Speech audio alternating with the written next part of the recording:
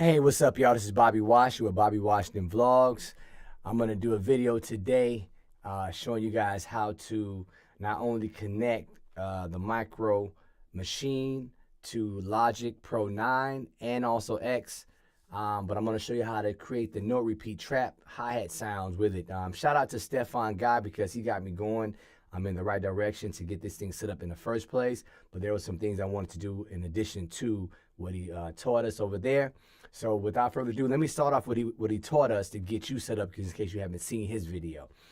So basically, what we did was he simply made sure that we knew where the control editor was. Rather, make sure we do that. Open up control editor by going to applications on the Mac, go to native instruments, go to control editor, and then open up the software right here. All right. On your PC, it should be in your program files and under native instruments the same way. Make sure you when you come in, you're gonna be on the templates page. Go over to the pages page and make sure that you're in pad C, not none of these other ones over here. Pad C gives you C1 right here, and it reads in Logic. So make sure that's set up correctly. Once that's set up correctly, you want to go ahead and open up an instrument track, right?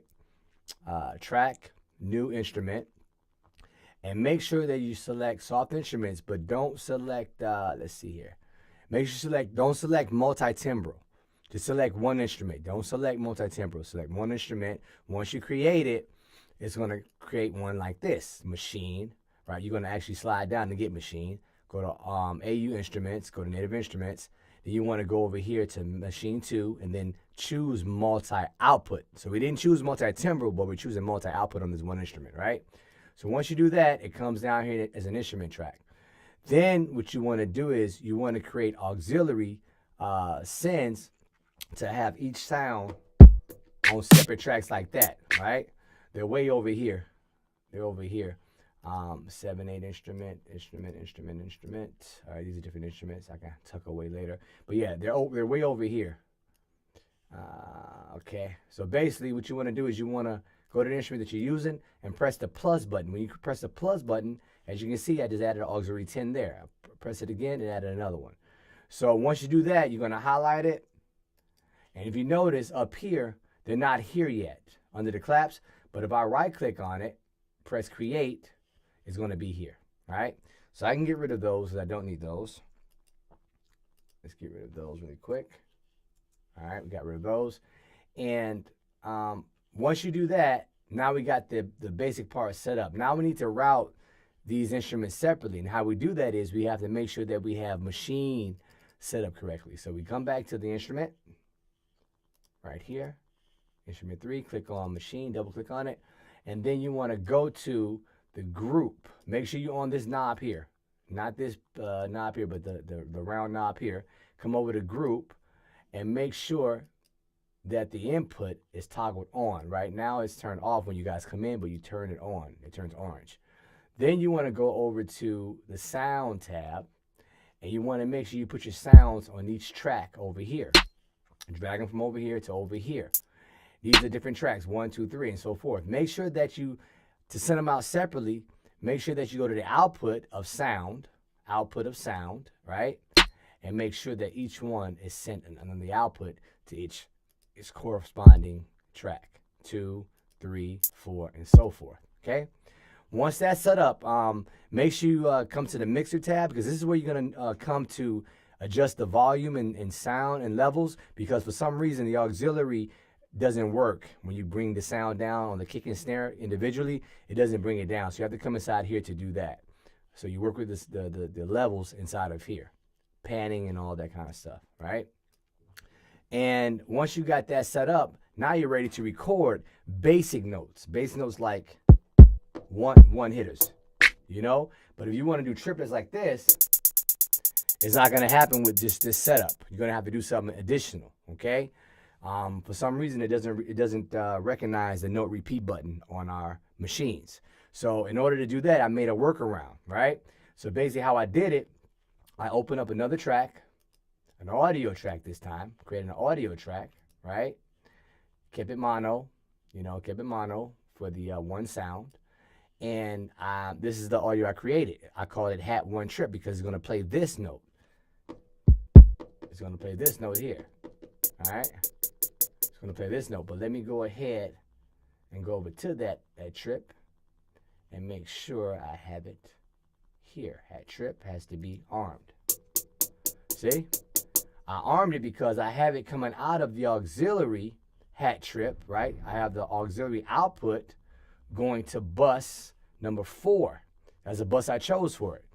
So when I made the audio track, I made it correspond with it by making the input bus 4.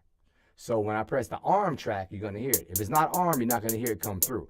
Now I'm able to hold this down and do this. Now make sure, I forgot one thing to tell you. In order to do the basic setup to record in MIDI, you have to make sure you press Shift and then F1 at the same time.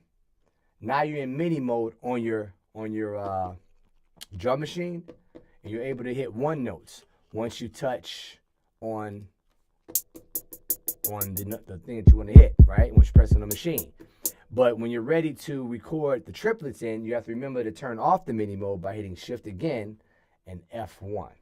So F1 MIDI mode to create MIDI, to record MIDI, but to record audio routing from the MIDI, you have to turn off the Shift and F1 on your controller to do these triplet notes. Now we're going to record in these triplet notes, okay? Let's do it in real quick. Record it and make sure it works. All right. I know you're down for me. You've been my day one for a long time. No matter what be going on, you're like a pistol right by my side. Yeah, shorty, know you're down for me, yeah. You've been my day one for a long time. When the streets got small for me, you grab the heat and you're down to ride. No lie, I know you're. All right, so we're going to hear it back. Let's hear it back. And let's move this talk track. And because I had the loop on it, it actually recorded over it. So we need to go ahead and bounce it. Bounce it in place. We're going to, let's see, leave and then press OK. Once it does it, it's going to show the wave files. Down to where it is. I know you're down for me. You've been my day one for a long time. No matter what be going on, you're like a pistol right by my side. Yeah, shorty, know you're down for me, yeah. You've been my day one for a long time. When the streets got small for me, you grab the heat and you're down to ride. No lie. All right, so basically you saw what I did. I had to actually drag it down to the audio track because it recorded it up there. When I bounced it up there, but just drag it down to the audio track, and there it is. All right, so I hope this tutorial was helpful. If you have any questions, leave a comment below, and I'll get back with you. That was actually my new song I'm working on called Down For Me. And if you need any mixing done, mastering done, or anything like that, hooks done or whatever, give me a holler. All right, my number is 863-703-0280. Peace and blessings.